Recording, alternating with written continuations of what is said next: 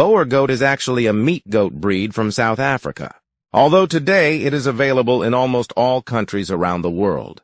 Boer goats are adaptable to various climates and disease-resistant. They are recognized for their distinctive white bodies with brown heads and their muscular build. Boer goats are generally larger in size, and they grow very faster. The meat of these goats is of very good taste and also very nutritious. These goats are very suitable for commercial meat production purpose. Average body weight of the mature Boer bucks is between 110 and 135 kilos, and the does on average can weigh around 90 to 100 kilos.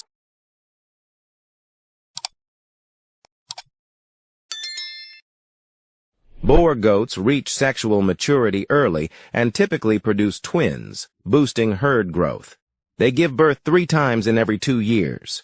Bucks can start breeding at 6 months, while does are ready by 8 to 12 months. A good breeding ratio is 1 buck for 25 to 30 does.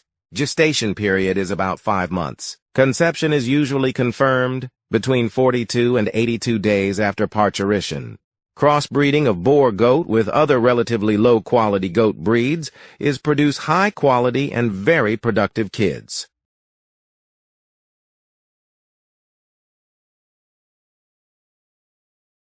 The Boer goats are much larger-sized animals as compared to many other common goat breeds.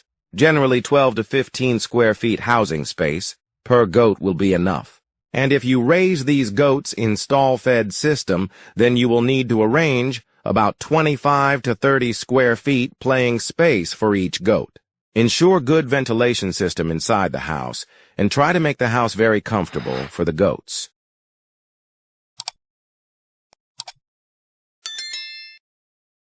Boer goats consume the same food as other domestic goat breeds, but as they are meat goats and have faster growth rate, so they generally require more nutritious foods than other goats.